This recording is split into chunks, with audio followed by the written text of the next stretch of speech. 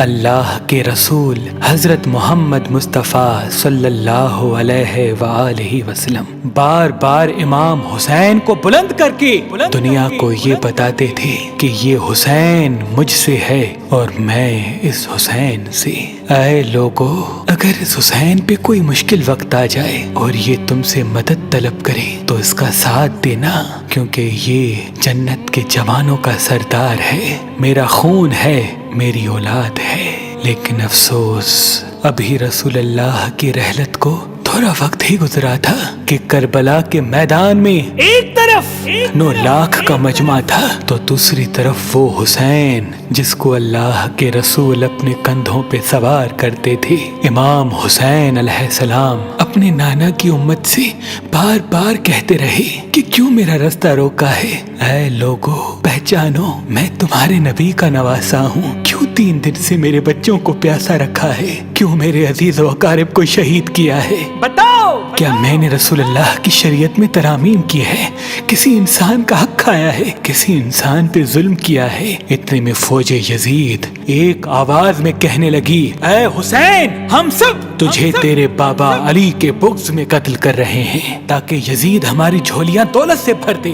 امام حسین نے فرمایا، اے لوگو، آج جس اسلام کا علم تمہارے ہاتھوں میں بلند ہے، یہ علم میرے بابا علی نے بلند کیا، مت بھولنا۔ خیبر و خندق میں اگر علی نہ ہوتے تو اسلام کی فتح ناممکن تھی۔ وہ علی جس نے پوری زندگی اسلام کی تبلیغ کی، حق کو بلند کیا، رسول اللہ کی حفاظت کی، آج اس علی کو یہ اجر دے رہے ہو۔ اے لوگو، بتاؤ، اللہ کے رسول نے بار بار میرے بابا علی کا ہاتھ بلند کر کے فرمایا تھا کہ جہاں حق ہوگا وہاں علی ہوگا، جہاں علی ہوگا وہاں حق ہوگا، اور آج اس علی اور اولاد رسول کو یہ اجر دے رہے ہو۔ اتنے میں یزید کی فوج کے سپہ سالاروں نے دیکھا کہ کہیں فوج میں بغاوت نہ ہو جائے۔ اے شمر، کیا دیکھ رہے ہو؟ حملہ کرو۔ بس لاکھوں کی فوج نے جب رسول اللہ کے نواسے پہ حملہ کیا، امام حسین علیہ السلام نے اللہ کا نام لیا اور ذوالفقار کو نیام سے نکالا۔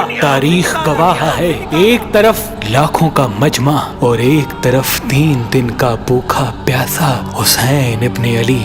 زمین پہ اس طرح کی جنگ پہلے کبھی نہیں دیکھی تھی کہ ایک تنہا انسان لاکھوں کے مجمع کو اس طرح سے فنار کر رہا ہے کہ فوج اشکیا واپس پلٹ کے بھاگنے لگی۔ امام حسین فوج یزید سے مخاطب ہو کے فرماتے ہیں، آؤ، 3 دن کے بھوکے کی جنگ دیکھو، 3 دن کے پیاسے کی جنگ دیکھو، رسول کے اس نواسے کی جنگ دیکھو، اس کی جنگ دیکھو جس کا جوان بھائی مارا گیا، جس کے جوان بیٹے کو نظروں کے سامنے قتل کیا گیا، جس نے اپنے ہی ہاتھوں سے اپنے بچے کی قبر بنائی۔ امام حسین شیر کی طرح فوج یزید سے لڑ رہے ہیں۔ اتنے میں آواز غیب آتی ہے، حسین، تیرا اللہ تجھ سے راضی ہوا۔ بس اس صدا کا سننا تھا، امام حسین علیہ السلام نے اپنی ذوالفقار کو تھام لیا۔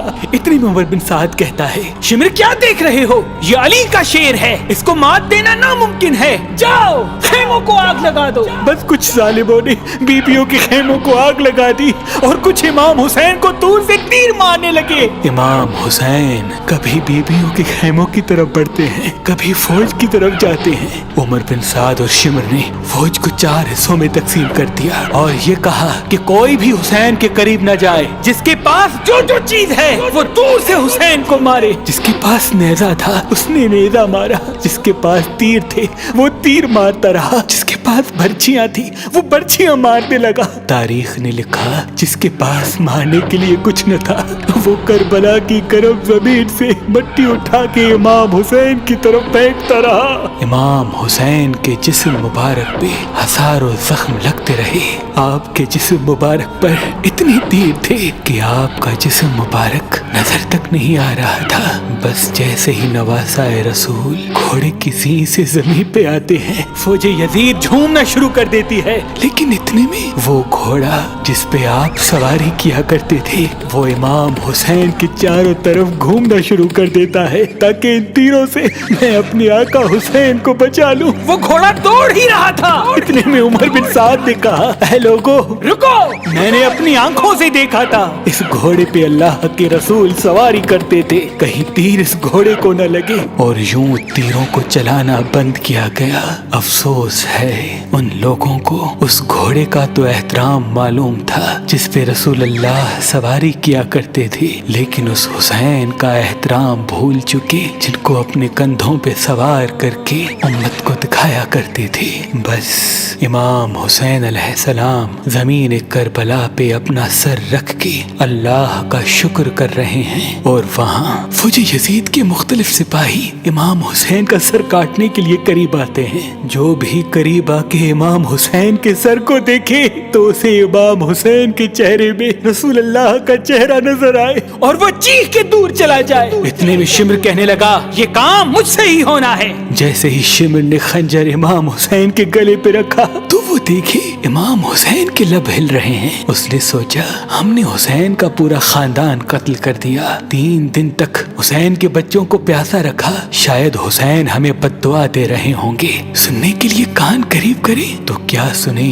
इमाम हुसैन अलैहिस्सलाम अल्लाह की दरबार में अल्लाह की नेमतों का शुक्र कर रहे हैं कि ऐ अल्लाह तेरा शुक्र है कि इस अजीम इम्तिहान के लिए तूने इस हुसैन को चुना। इतने में इमाम हुसैन ने आंखें खोली और शिमर से कहा, ऐ शिमर, क्या तू नहीं जानता मैं रसूल अल्लाह का नवासा हूँ, जन्नत का सरदार हूँ, हक पे हूँ, बेजुर्म हूँ। शिमर ने कहा, हाँ मुझे मालूम है। फिर आपने फरमाया, तो क्यों कत्ल कर रहे हो? शिमर ने कहा, ताकि यजीद मेरी झोली दुनियावी दौलत से भर दे। बस ये कहते कहते शिमर इमाम हुसैन का गला काटता रहा और फौजी यजीद मुसलसल झूमती रही। इमाम हुसैन के सर कलम होने के बाद सादात को लूटा गया। इमाम हुसैन के सर मुबारक को नोके सिना पे बुलंद कर दिया। बीबी सकीना को तमाचे मारने लगे। रसूल अल्लाह की नवासियों के सरों से चादर को लूट लिया और इमाम हुसैन के जिस्म मुबारक की तौहीन करने लगे।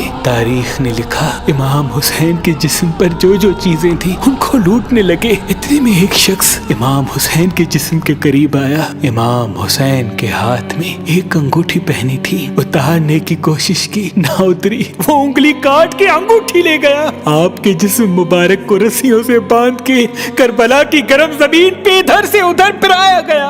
इतने में उमर बिन साद ने कहा, ऐ शिमर, हुसैन और उसके साथियों की लाश का वो हश्र करते हैं कि रहती दुनिया तक कोई भी यजीद के खिलाफ आवाज न उठाए। सबके जिस्म से सरों को काट लो और सबकी लाशों को पामाल कर दो। जमीन करबला गवाह है, कहीं से कोई कबीला उठ के आता है और कहता है कि हम हुर की लाश को पामाल होने नहीं देंगे। कहीं बीबी उम्मे लैला का कबीला आके कहता है कि हम अली अकबर का लाशा पामाल होने नहीं देंगे। कहीं बीबी रुबाब के कबाइल के लोग कहते हैं हम अली असगर का लाश पामाल होने नहीं देंगे। एक एक शहीद की लाश पामाल होने वाली जगह से हटाई गई।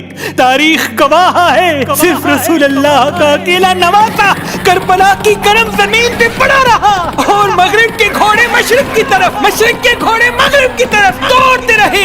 इमाम हुसैन का जिस्म पामाल होता रहा। इमाम जाफर सादिक अलैहिस्सलाम फरमाते हैं, मेरा सलाम हो मेरे उस गरीब दादा पर जिसकी लाश को इस तरह से पामाल किया गया कि उनकी दाईं पसलियां बाईं पसलियों की तरफ चली गई और बाईं पसलियां दाईं पसलियों की तरफ चली गई, जिनका सीना और पुश्त एक साथ हो गया। सलाम हो मेरे उस बेवतन दादा हुसैन पर जिनके जिस्म मुबारक के टुकड़ों को जमीन करबला पे बिखेरा गया। सलाम हो, सलाम हो, सलाम हो।